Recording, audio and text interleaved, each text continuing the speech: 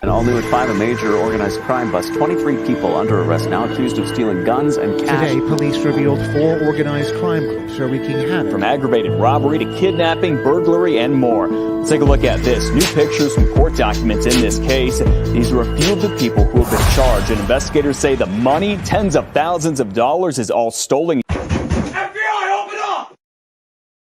Get on a stand, you're going to lose. You're going to jail. I said, I can't take the stand, man.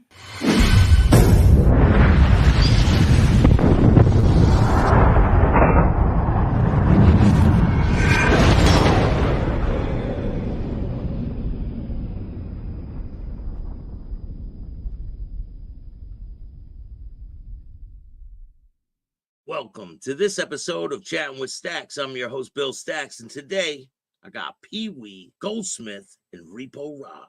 What's up, Repo? What's up, PeeWee? What's going on, man? What's going on? How are you guys? What's up, Rod? Good, man. Bringing old friends together. Yeah. Right. We stay in touch all the time anyway. For the people out there that don't know who you are, you guys want to introduce yourself? We'll start with Repo. Repo Rod, he's former HA member. On the East Coast. Oh, yep, on the East Coast. Yeah. And I'm PeeWee.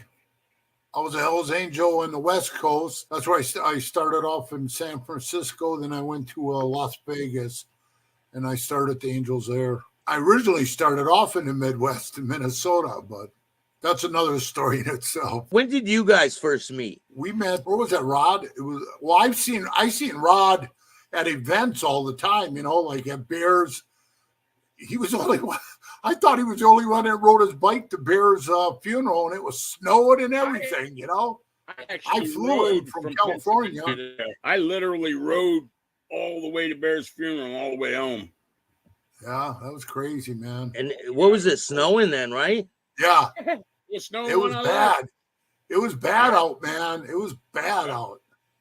Yeah, I remember that. I remember. Is there any events that you guys went to where things maybe transpired? Like what was it like for you guys going to events that you guys were at the same events?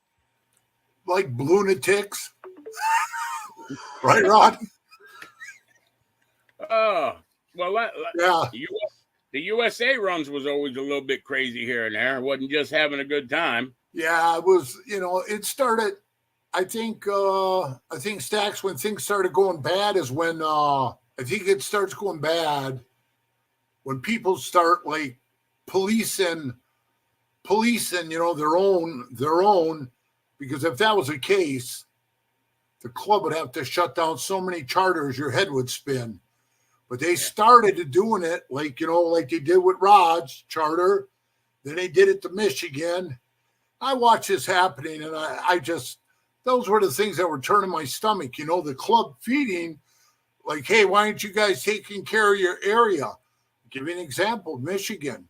Michigan was just like 6-7 guys in the whole state. And that state's pretty much all outlaws. They're all outlaws. And they're dominant. They're the dominant ones there. And it was their state. And they didn't like them being there. But the club is like, you guys better stand up and get out there and do your thing. But the only thing they were going to do, bro, is get killed. That was it. Yeah. They do you think that they set these guys up for failure? Like in Rod's situation, he's down there in Philadelphia. He really doesn't have a lot of backing from the other charters, right? Right. No, none of the other charters will back you on anything. Right, Rod? Right. I got to say this. The East Coast is a different beast than the West Coast, because had the situations I was dealing with been on the West Coast, I think it would have been a whole lot different. A whole lot. Well, I say there was a lot of times, too, that I was at events, Staxx, where I wouldn't let shit go down. You know what I mean? I don't care, What's wrong is wrong. What's right is right.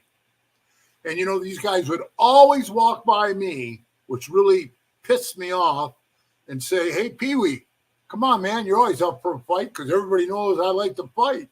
And I'd say, I don't fight. I'm not into fighting with my brothers, Yep. It just wasn't my thing. If a brother disrespect me, like if you and me, Staxx, were blood brothers, we get in arguments, we get in fights. You're still my brother. I love you. You know what I mean? It's not a hate thing. We're brothers, bro. We are brothers. So when I see a group that I'm in walking over to another portion of the group that we're all in and circling them and, telling them, hey, you better do this, you better do that. I just shook my head. And I remember we were in Branson, Missouri on a USA run, and when they walked over, they all went over to confront Michigan. And I was talking to Fuzzy, and I said to Fuzzy, I said, man, you've been in this club a long time.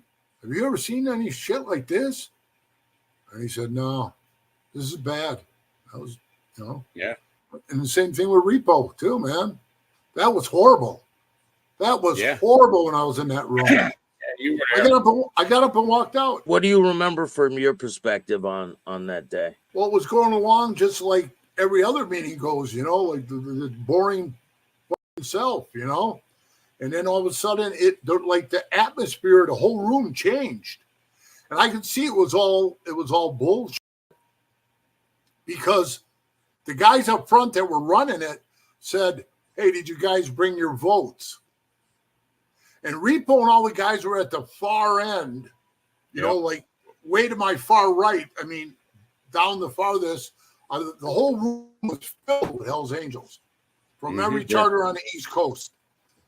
And he said, did you guys bring your votes in? And I was just sitting there, Staxx, kind of looking out like this for a crowd looking at them. And I could see guys' faces doing this. Like, votes? What votes? Like, nobody knew what was going on. And I was like, what the hell is happening here? And 3 charters stand up and said, we brought ours. Just 3 out of what? 3. Yeah. That's it. Out of what? 3. 40, 50 charters? Yep. So they stood up and they said, we vote whatever it was, yes, for them to go, yes. And I still didn't know what they were talking about. And then one of those guys stood up and said, these are the votes to throw Philly out. And I'm like, throw them out for what? I didn't get it. And then, they stood up when the three charters had said, yes, out. The rest didn't even vote on it. And even Repo will tell you that with just that, they would have to say, technically, take it back to your charters on the next OM and bring your votes in. That's the way it should have been done. But they said, we're just going to go with these 3 then. And then when they stood up, they said, hey, you guys take your shit off.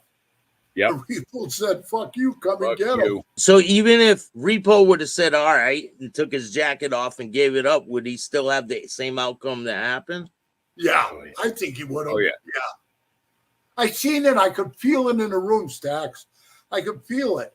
And that was another one. As they walked past me, they said, come on, PeeWee, you're always up for a good fight. Swear to God, said it again. And I looked at him, I said, nah, not this time, man. I said, this is fucked up. And I had a new guy with me. He was only in the club 6 months. Yeah. A tattoo artist. And he's sitting there, and I said to him, see what's going on here? This is the beginning of the end of this club. This is the end of this brotherhood, man. They're feeding off each other like sharks. It was bad, bro. Yeah. It was really bad. And when the fight started, these guys were holding their own with the guys from the table. Then everybody in the room got up and got involved and jumped on them, like 40 guys.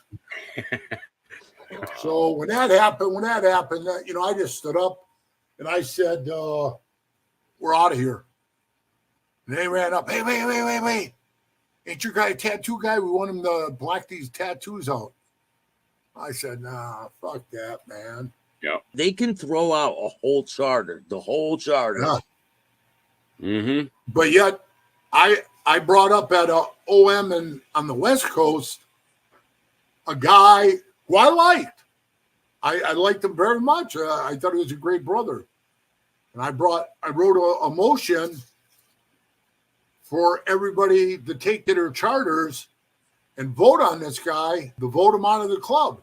Because, they tell us, you're never supposed to take the witness stand, right? You can't take the stand. You can't snitch. You can't do this stuff. Well, that's fine. I'm good with all that. So I went to jail 2-3 times, not taking a stand where I could have walked. So you can't even defend yourself in court? Dude, Like, no. there is no defending yourself. You Nope. just have to take whatever None. they give you. Staxx, I had this guy rip my shop off in Sturgis, the shop I had. He stole a bunch of shit from it. He got his ass kicked, and I got my stuff back. But then after they arrested me, I can't even make this up. They took all the parts I had hanging on my walls with my stickers on them, gave them back to the guy because he said they were his parts. Gave them back and made me pay him $10,000 restitution. And my lawyer says, you got to get on a stand.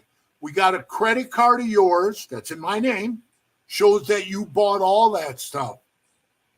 And I said, I can't do it. And he said, if you don't get on a stand, you're going to lose. You're going to jail. I said, I can't take the stand, man. So I could not defend myself. So I went to jail. I got a felony. I had to pay him $10,000. So that's part of the rules. You can't go on the witness stand. No, not at all. Bro, ask Repo. We could get hit by a car, be laying in the road, get the car's license number, or even know the guy who ran you over.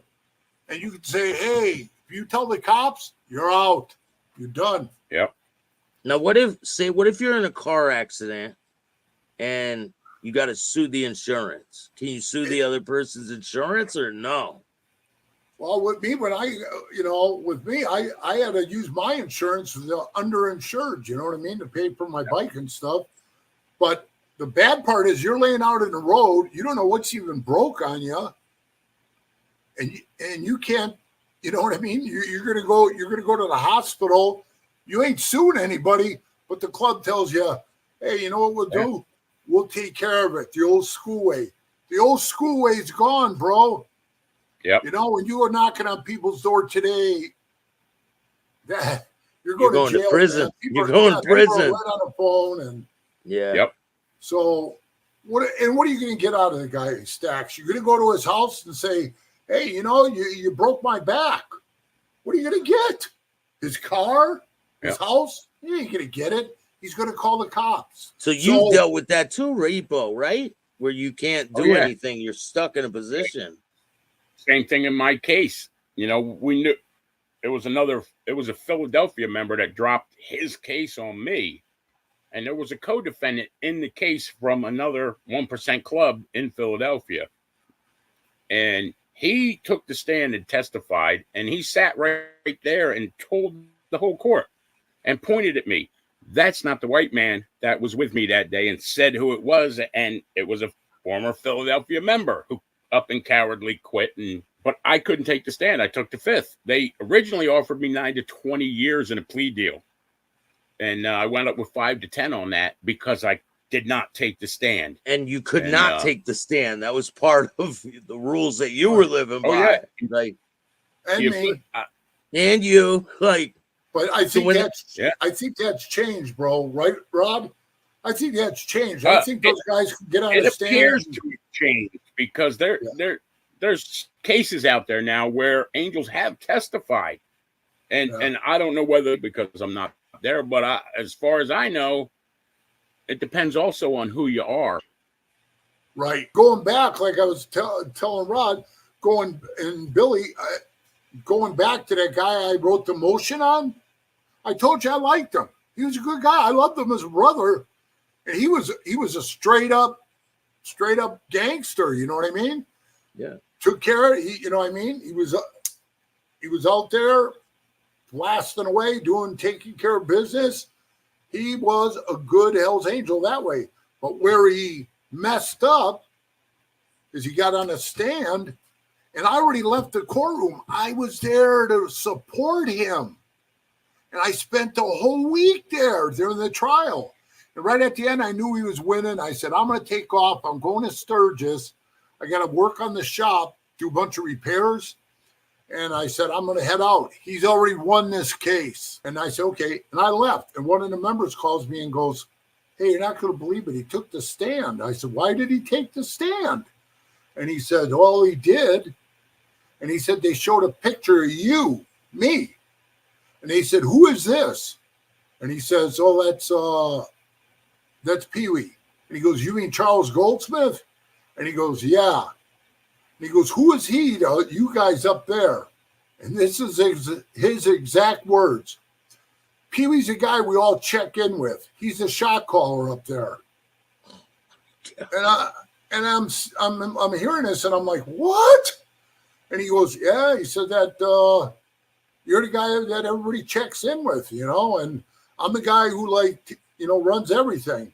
So why we're in this trial that we're in was for 5 outlaws getting shot in Custer Park.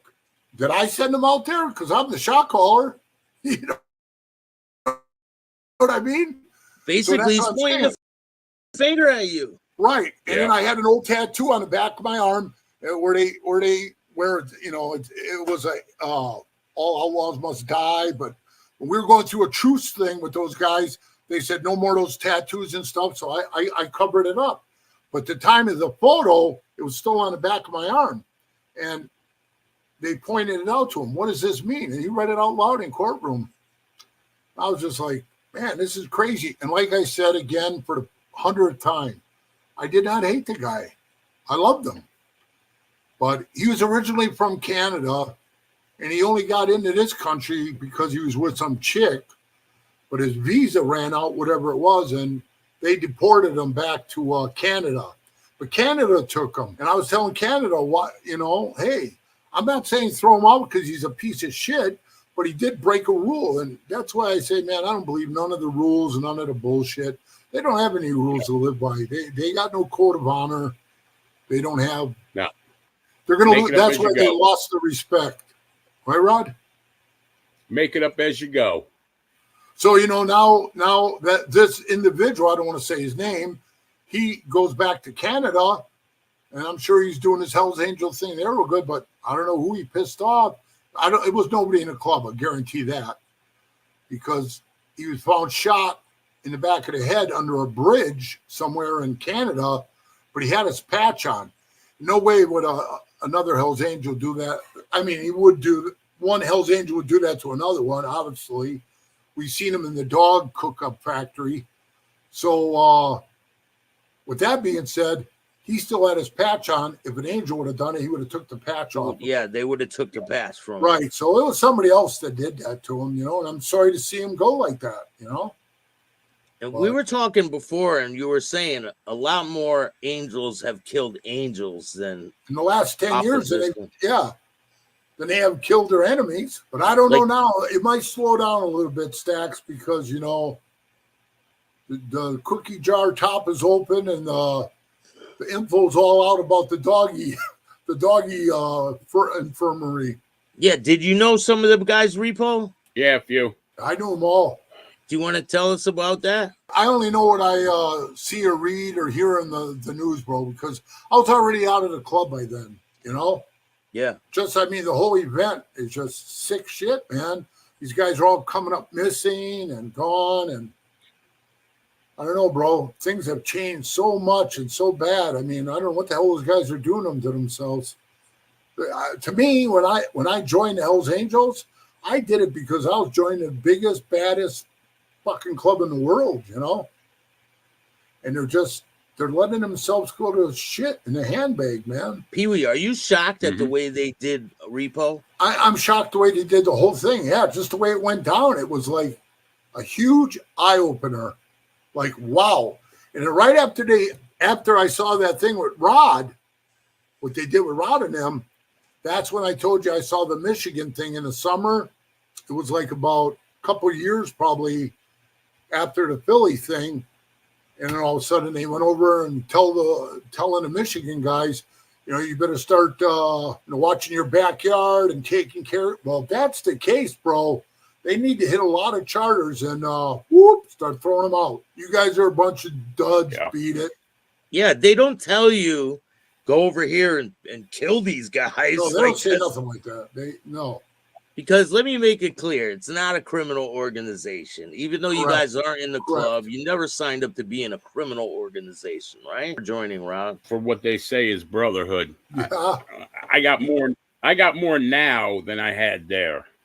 And you know, we're gonna get into that in a second. Yeah, let's talk about that. You made a group, right? And tell me how that all PeeWee. came about. Yeah, what I did first, bro, is I started a group before I went to prison. I started this group called, and I called it this, Group 51. Instead of 81 Hell's Angel, I made it X Angels, right? And I had probably about 60 guys in it. And, you know, we're all talking to each other. We're all X, out bad, who cares, you know? And we're all talking to one another. I don't know what the hell happened. I went to prison and it went to hell in a handbag. I mean, one of the guys on there that asked me, should he testify? And I said, no, I wouldn't do it, man. Even though he was out of the club, to get his shit back, he had to testify. So when he did that, a bunch of guys left the group, you know, because basically he snitched, you know. I ended up getting rid of him, and then I started a new group where I thought, you know what? I'm going to open it up to all ex, you know, club guys and, you know, like a brotherhood thing. Yeah. So I call it Brothers for Life.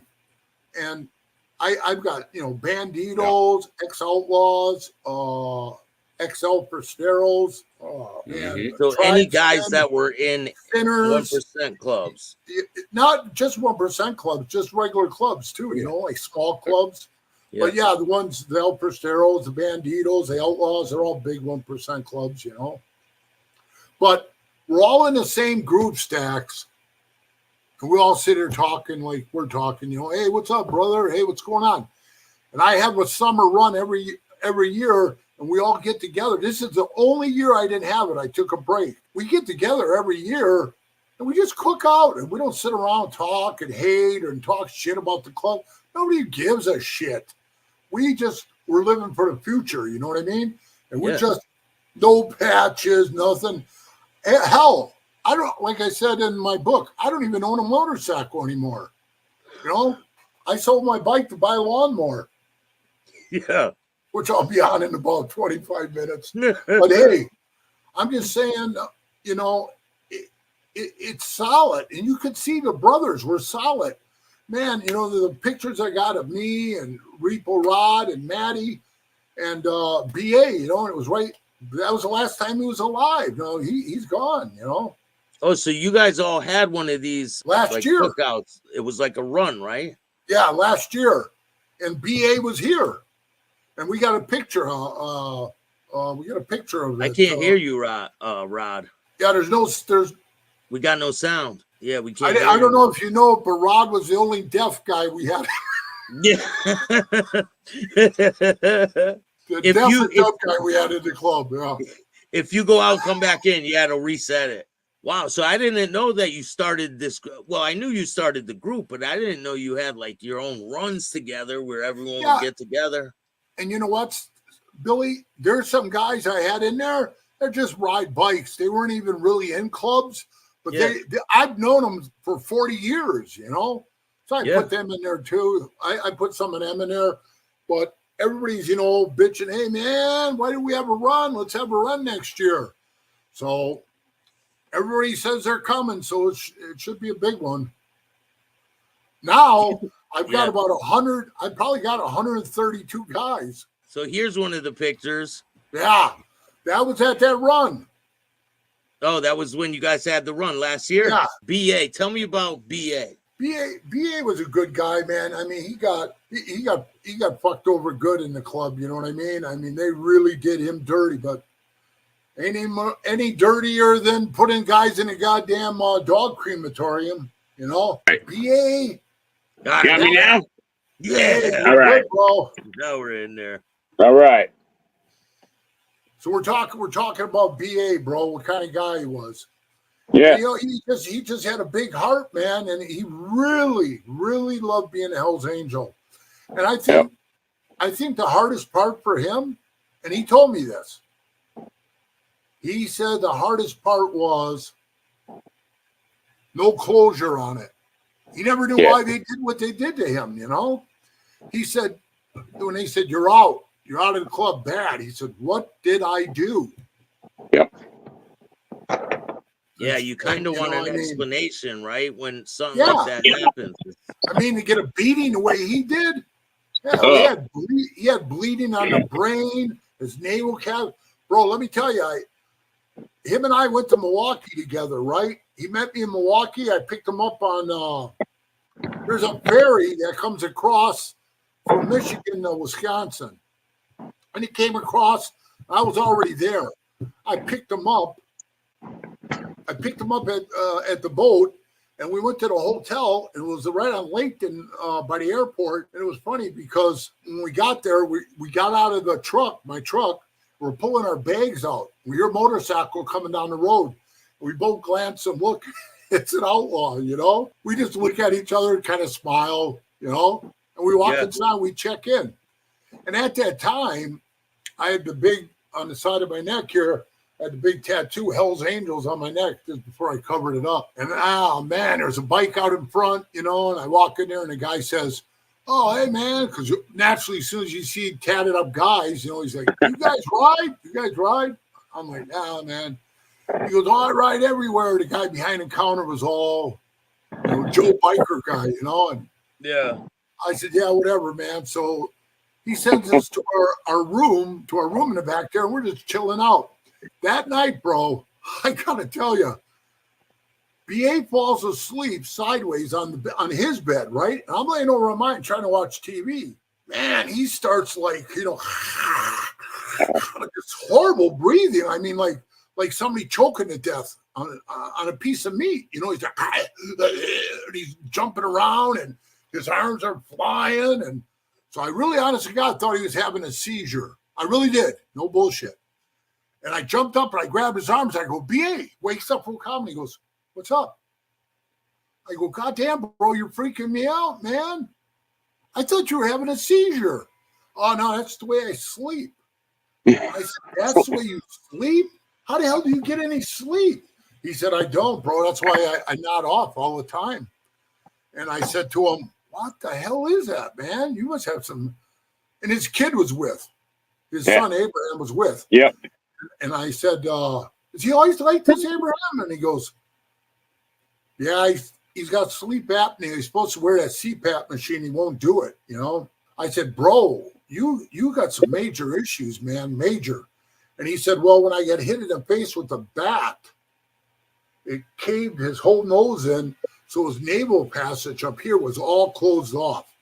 You know, like he said, when he gets horrible headaches, you know, when any kind of congestion up there and stuff. You had to be there to see it, man. I mean, seriously, the way he's rolling around. And he was putting on so much weight, right, Repo? Oh, yeah. He was getting bigger and bigger. It's like 2X. Then he goes, yeah, give me a 3X this year in T-shirts because I have run T-shirts, right? Then the last year, the year that me and Repo Rod saw him, the last year he's alive, he was wearing a 4X, and that thing was tight as hell on him. Yeah. He was just getting so heavy and so big. So he takes me down. He goes, hey, you ever go to the Harley? And I was born and raised in Milwaukee. But, you know, I didn't go to a lot of that Harley Davidson bullshit, you know. But he said, you want to go to the museum? And I said, yeah, we'll go to the museum. So we went to the Harley Museum, and we walked around. It was the first time I ever been there. It was pretty interesting, you know. And then it was kind of funny because then we get down this one section, Staxx, and they got this glass cabinet up there, and I'm looking, and I go, hey, man, I've got that magazine. It was a 1967 magazine, Post. It was called The Post. And they don't make it anymore, but I have it still brand new in plastic. It was something about the Hell's Angels. I never even read it because I told you I didn't take it out of the plastic. But it's hanging on the wall in this display cabinet. And right next to it, this Wild on Wheels. It's another book where it shows like Skip, one of the Hell's Angels, the one that was on that talk show with Hunter Thompson, and I think it was the Geraldo one. Was it Geraldo? It was either Geraldo or Cavett, Dick Cavett. Either one of those. But Skip was really cool. I met Skip, and he's riding on the front of it, and he's on the cover of that book, and they had some like other pictures and stuff like that in there. And I said, I got that book and I got that magazine. And we're standing there, and like I said, on the side of my neck is that tattoo. And this guy's standing there, and he goes, oh, look at this stuff. He's telling his buddy. And they're right in front of us. He goes, look at this stuff, man. This is cool. Man, he said, did you ever meet one of these guys? And his friend goes, no. And he goes, I met Sonny Barger in Sturgis one time, man. There was a lot of Hell's Angels. There was a couple really big ones, man. And I'm just standing there. I wasn't saying a word to him, you know. So BA, everywhere he went, he had like lean over the counter, you know, rest on something. That's how bad his back was from being so heavy. Yeah. Every time I looked at him, he was leaning over a table, a counter, railing. Yeah. He walked 10 feet, he'd take a rest. So I just stood there, and it was kind of funny. BA looks at me, I looked at BA, we started kind of laughing. The guy turns around and goes, did you guys ever meet Sonny Barger? I said, yeah, I met him a few times. You know? He looks up, he sees my neck, and he goes, holy shit. Are you really? I said, no, I'm not one anymore, you know. I was one, but I'm not anymore. I said, so is he, and he's not anymore. We were both Hell's Angels. And then the guy goes, whoa, man, can I get my picture with you? And I said, no. And then we just walked. He said no. Yeah, I said, no, I don't want my picture. I don't want him blowing that up all over the media too, you know? Yeah. So I just said no. And we walked through the museum, and like I said, BA was totally exhausted. So we go back to the hotel. We got the kid in the back seat of my truck. We pull into the hotel. I swear to God, there's a bar out in the front of it. It's right. I think you can eat in there and drink.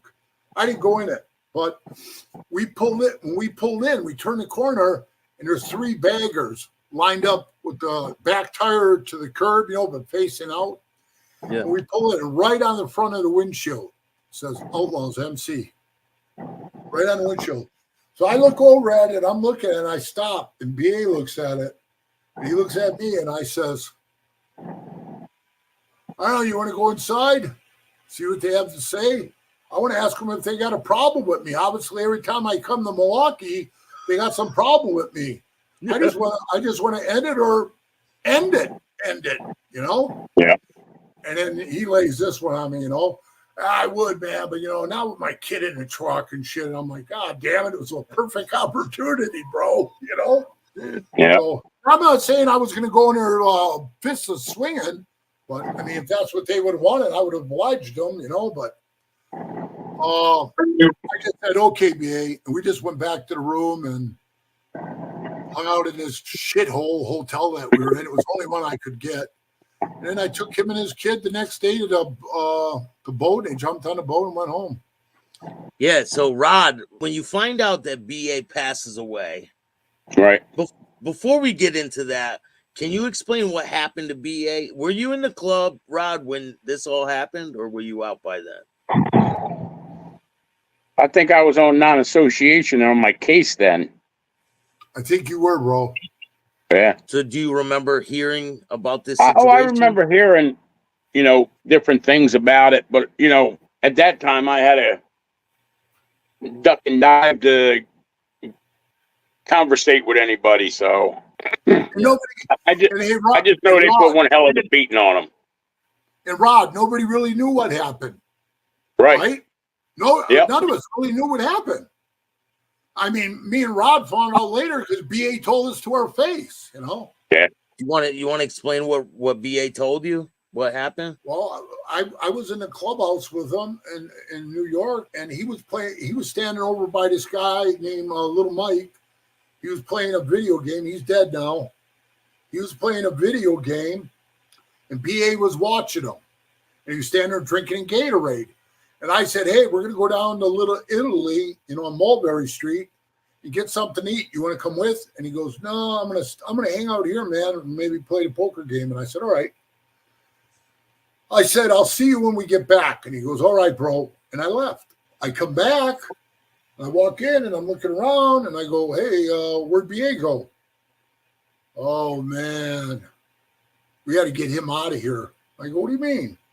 We had to get him out of here. He was acting all crazy. He was running around and saying he's going to call the cops. We're trying to kill him. I said, why the fuck would he say that? Unless you were, right? Yeah. So I said, why would he say something like that? And they go, we don't know. It's just, you know, they preach to you, Billy. Don't ever lie, cheat, or steal. Right, Rod? Yeah. But yet that motherfucker was lying right to my face. I know he was. Because, come on, bro. The guy didn't do anything. All of a sudden he's screaming, call the cops. They're going to kill me. Something went wrong. And he never did do that. He never did. So he told me that he was standing by the poker machine. And the next thing you know, boom, lights out. He drops to the floor. He didn't know it hit him. You know, he found out he's laying on the ground. He said he was like half conscious, half not, you know. He said he heard a girl crying, and she said, oh, my God, you hit him right in the face with that baseball bat. I think you killed him. That's how he knew he got hit in the face with a baseball bat. Yeah. So if he never said that, nobody would ever know unless the other guy would have said something. No, he would have never known if that chick never would have said that. Yeah. So another guy who's dead now that was in a club from San Francisco, Papa, he says, get him out of here. We don't want him to die in the clubhouse. Yeah. And it was weird because they dragged him out. They put him outside, and he was sitting on a bench outside. And one of the other Frisco members comes up and says, hey, what are you doing? Oh, what the hell happened to you? You know, because his face was just, he told me he couldn't see. He had to take his eye and pop it open to see where he was. And he still had his patch on. So see, that's what's weird, bro. That's the weird part. So he had $2,800 in his pocket. And when he woke up, he had no money in his pocket. Where was he a member Imagine of? that. Michigan. So do you think it had something to do with the way they were treating the Michigan guys? Well, he didn't even know already, bro, but they were already starting to shut all his shit down, his charter. And they were shutting all that shit down. So it doesn't matter. It doesn't matter.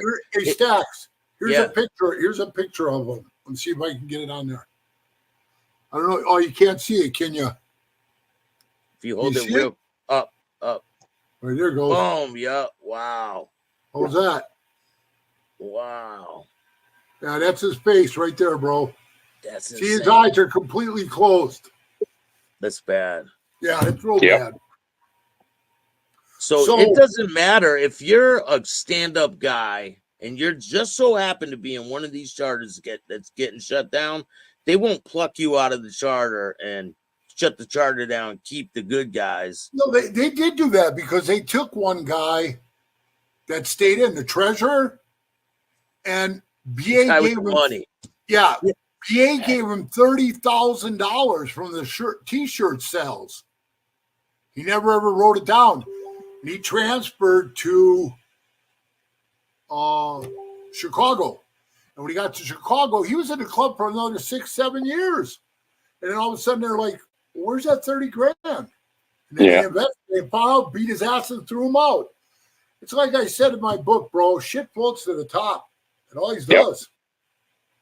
So what happens with BA? They throw him outside. He's got his patch on. What happens?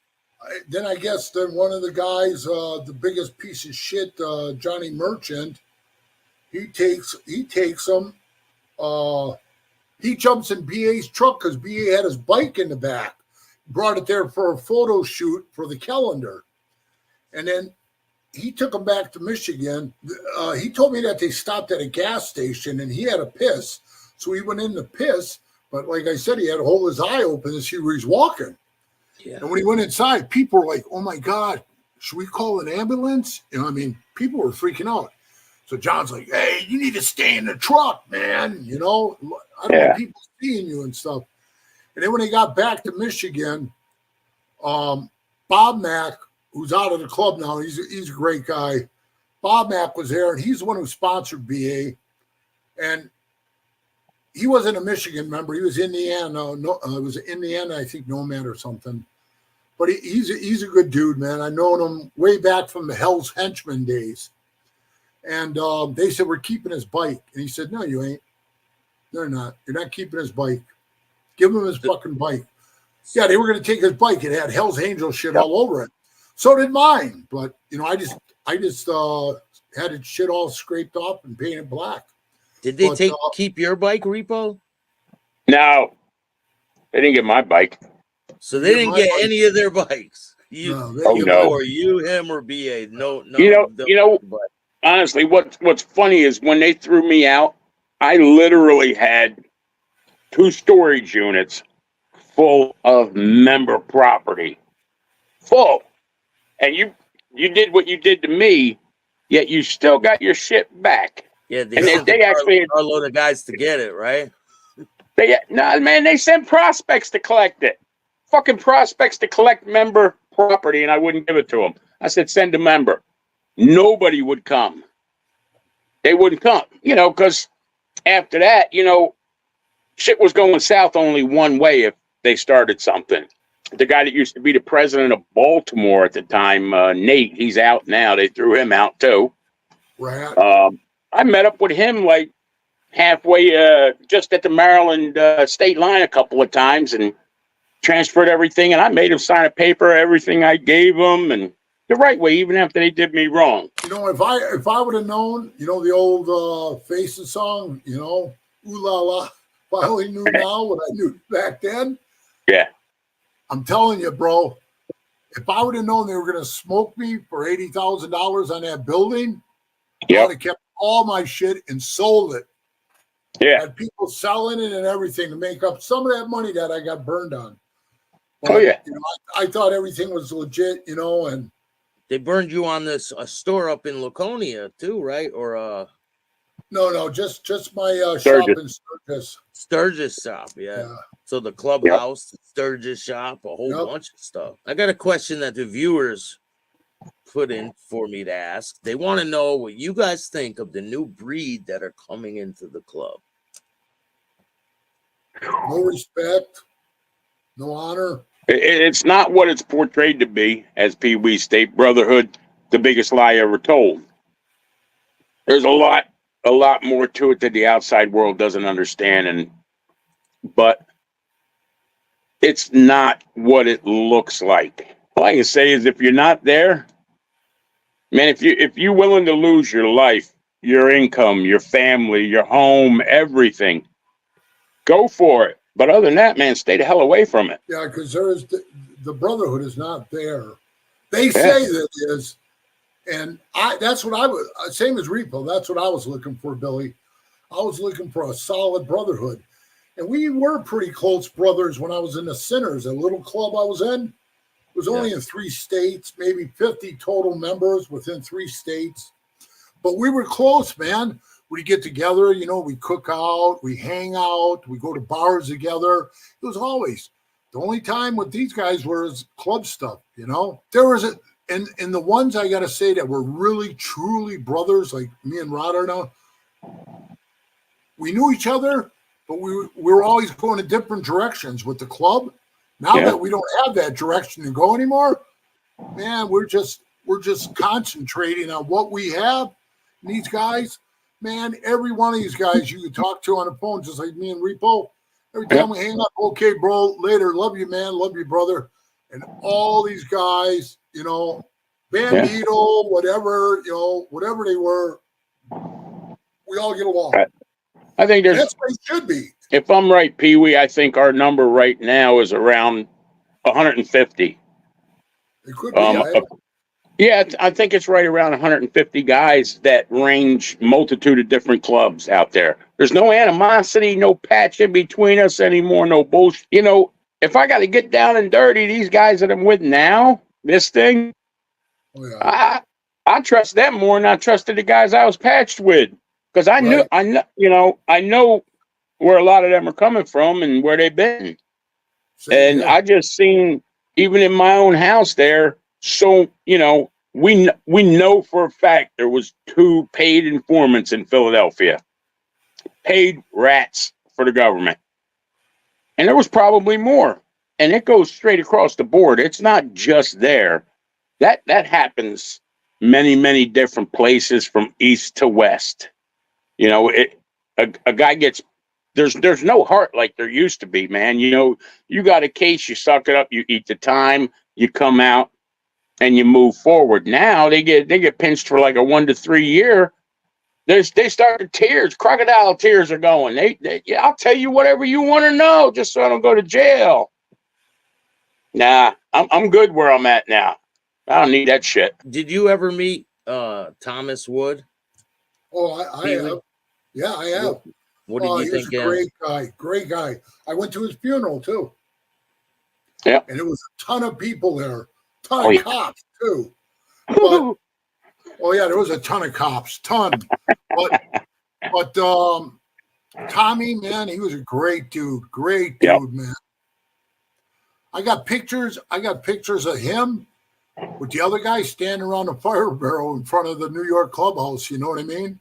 Back when they were prospecting. I swear to God, and those guys, when they were hanging out there, I would always walk outside. Hey, man, what's going on? And I get to know them because in New York, yes, Repo, they make the prospects stand outside. They're not allowed in the clubhouse at all, bro. 20 below zero, they're out there. Yeah. I know that. I know Derek, who's part of my group there. He stood out there. He was a young kid. He was 18, 19 years old. He stood out there in a freezing cold weather for 2 days. I would bring him coffee and shit like that out to him and say, "You all right?" And he goes, "Yeah." He had the fire barrel, and then after the guys pissed off the cops took the fire barrel. More. That's it. Done. Hey, Bill, I'm going to throw something in here real quick. In some of the podcasts I've done with you, we were mentioning Tommy throughout there. A couple of times we said the name Thinker. Thinker they used when he was a pagan. Because I've got a couple people outreached that I'm a horrible person because I used the name Thinker and he never wanted to be called Thinker again. We referenced the name that he was called in the pagans as Thinker. Tommy was called Tommy as a Hell's Angel, not Thinker. So they never reference him as Thinker. No. Not when he was a Hell's Angel. He was never called Thinker, ever. I've never even heard that name. I always call him Tommy. Yeah, the news used it quite a bit when the news was reporting on his death. They used that word a lot. Yeah. Oh, did they? I don't know. And he's been gone 19 years now. Somebody in a shitty little message they sent me said he's been gone 25 years, and I'm going to find their address and I'll mail them a book, Math for Dummies. But you can take your shitty message and put it where the sun don't shine, as far as I care. Yeah, you know how people are. They they try to be they were closer, this and that. So I want to ask you guys, what direction do you think this club life is going in, and what do you think's in store for the future of either the Hells Angels or 1% clubs out there across the country?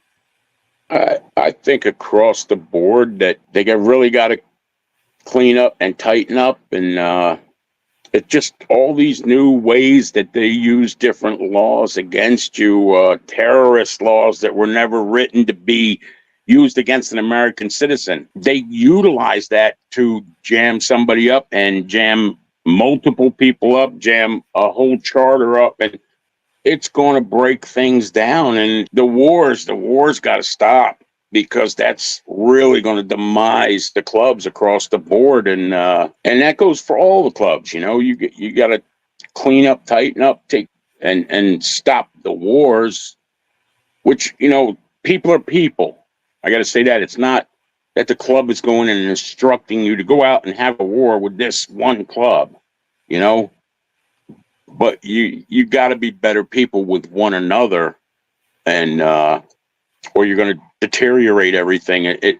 And some of the new guys that are coming in, I can tell you numerous times, man, listening to the bullets flying, and having a guy that was next to me piss his pants. He was so goddamn scared, you know, and he was wearing a patch, pissed himself and cried like a 2-year-old. Man, you need to go home because if you're scared, you're not in the right place. You never know what could happen.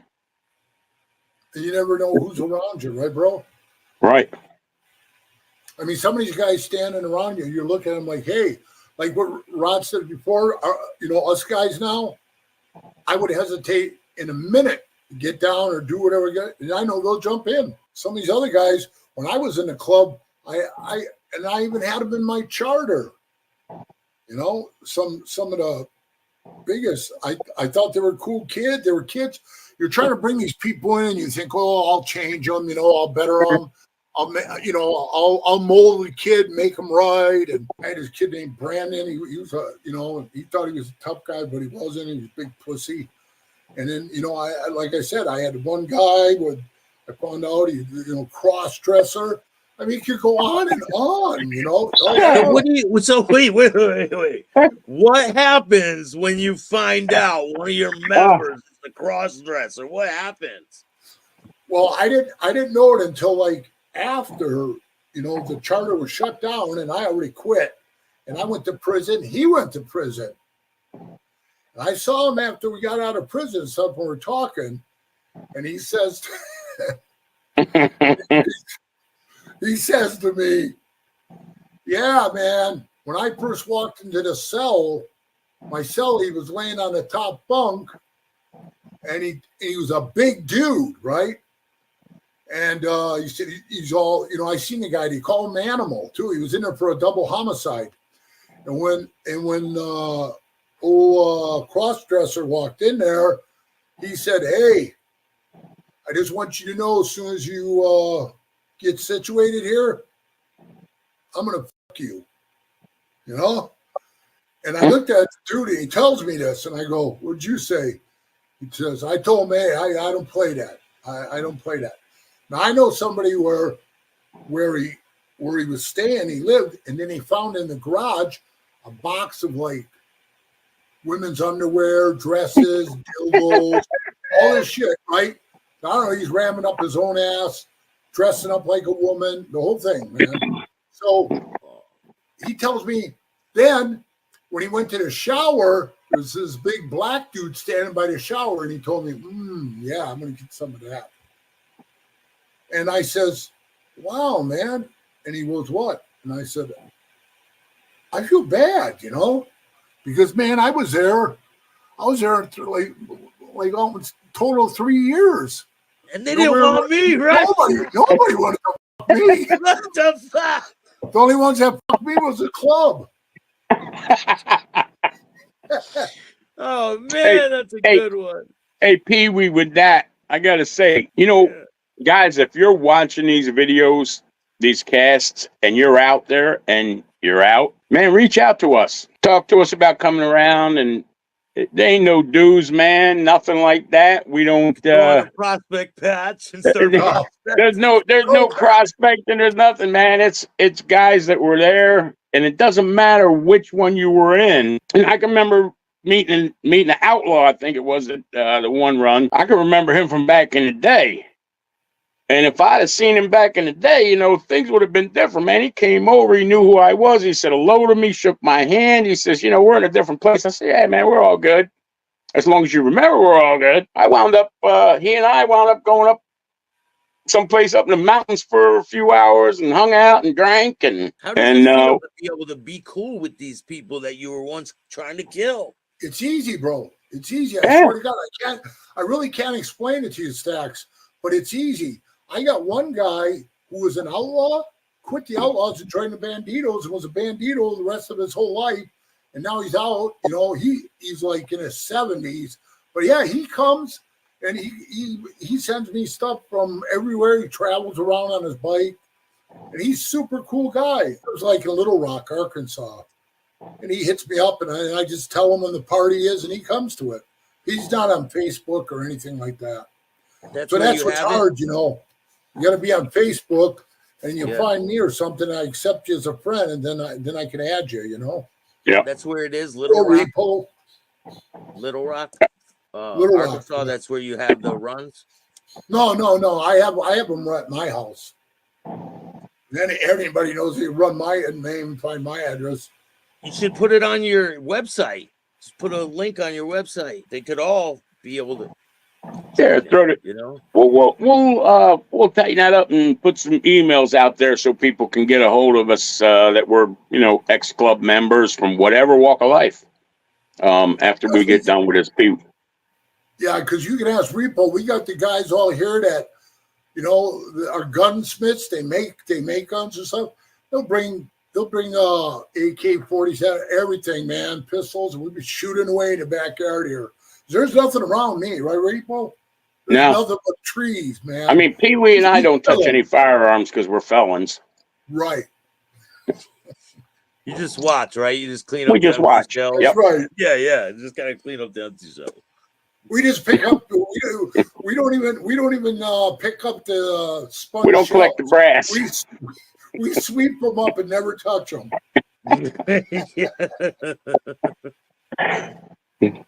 So what's in it for the future for you guys? What's going on with the future for both of you guys? The future's great. The future is great. I'm going to be. Well, if my girl has her way, I'll be married in about 2 or 3 months. If it's my way, we'll be married in about a year.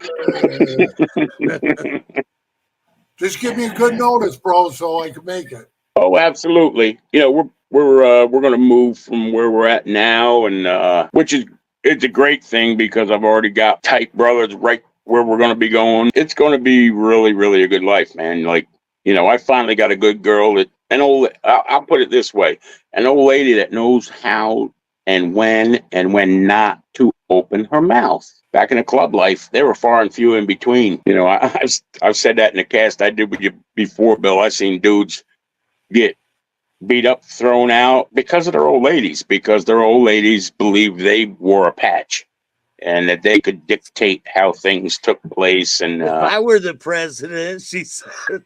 Yeah, that was out in front of the Philly clubhouse one night. We were leaving, I think, to go up to the Connecticut Nomads, and we're inside, and that was even before Tommy got murdered. There was one that sat out there. I won't mention her name, even though I know it, unless you keep sending me shitty messages. Well, if I was the president, we wouldn't sit out here for hours before we went to a party. Mm-hmm. And I think it was another 2 hours that they sat out there before they left because of what she had said. It serves her right? Oh, yeah. PeeWee, how shocked were you that Rod showed up to BA's? I was shocked because I knew he set out when he called me. He said, "Hey, I'm leaving right now," and he was leaving in his car. I was thinking, man, it's taking him a long time. So I got a room. When I got there, I said, he's gonna be tired. I got a room with the 2 beds, and I knew he was set when he got there. If he did or if he didn't, I still had the room. But man, he turned around and went and got his motorcycle, came back. Yeah, the car shit the bed, right? Car shit the bed. Man, dude. Yeah. And then it was weird because one of the old Michigan members, Jay, I saw this guy Sonny, and me and Repo. It was good. See, and I still talk to those guys. I still do since that funeral. And Jay brought me his bike, one of his bikes, and I was riding his bike. Yeah. And man, dude, we left for the funeral in the morning. It was sunny, hot. My head got burnt really bad. Oh yeah, yeah. It was warm. Yeah, and I mean, my head was glowing like a tomato. And we were flying down this back road, these country roads. Bro, all I had was sunglasses. I couldn't get a pair of clear glasses. So I got the shades on, man. I'm trying to lift them up so I can see. I remember when we were riding, we were hauling ass. And I was up front with this guy that was showing us which way to go, because obviously, we're not from there, Michigan. So this guy's taking us down the back roads. He's leaning over talking to me, he's yelling something to me. And I'm looking straight, and I could barely see, like I said, out of glasses. Bro, I saw the biggest fucking raccoon run across the road. And he just missed it. He just missed it. It just cleared his tire. And I looked, and he didn't even know it. I thought to myself, man, that would have been my luck. His bastard would have crashed into me, Yeah. Because like Repo says, we get used to riding with each other. And we know how we ride. This guy I was riding next to was irritated me, you know. It was just a matter of time before I was going to get up and smack him one, you know. Oh man, yeah, it was bad. Hey, we went down the ramp. He's next to me, and he's like right over in front of me. I'm like, what the hell?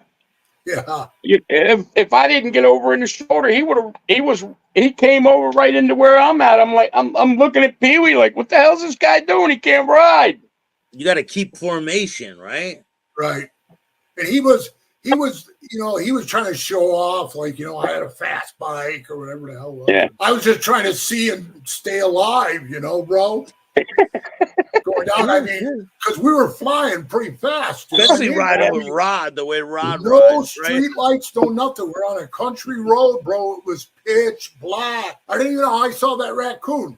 I think I saw that raccoon from everybody behind these headlights. I saw that raccoon, yeah. But yeah, the club, you know, the club itself is just changing in a bad way, you know. I had no animosity toward them or anything like that. I mean, I'm pissed off they ripped me off on that shop, but you know, I'll deal with that the way I got to deal with it. But other than that, I was happy being a Hell's Angel and shit. I just didn't like it when I started seeing the way it was changing. It was changing for the worst, you know. And now, I mean, it's probably as bad as it's. I hope as bad as it's going to get, and don't get any badder. Yeah. What do you think about them throwing out Chuck Zito out bad? I say, who cares? Did you ever think it would happen? No, because he was pretty much up their ass all the time, you know. Yeah. That's why I cut my ties with him. With Chuck? Yeah, he came over. We went out to eat and stuff, and he's, oh, hey, when you ran this city, man, you know, you had the city under control, PeeWee. It was all you, you know. Now look at this shithole, and And then they tell him, hey, don't go talking to PeeWee anymore, or you can't come around. And boop, that was the end of that. Which I was happy, you know. I was thinking, now he could join your. Now he could all join that your ass club. kissing. All that ass kissing he did, it was for nothing. Yeah. All that Botox in his lips and shit. What a waste. Now he can join the Facebook group. Right. He's out bad. I don't think so. He's out double bad with us. Yeah, he's out of that group too, right? Yeah. He's not allowed. Right. This is great. I'm going to have you guys on again. All righty. Yeah, we'll chop it up. This has been a really great one. People are going to enjoy this one. Cool. Thank you guys for joining me. I appreciate it. Talk to y'all soon. And make sure you go check out PeeWee's book, Brotherhood, The Greatest Lie Ever Told. PeeWee Charles Goldsmith. Thank you guys. You got it. Have a good night. If you guys like this show, hit the like button, subscribe, hit the notification bell so you can get my videos every time they drop. And if you don't like the show, too fucking bad, start your own podcast.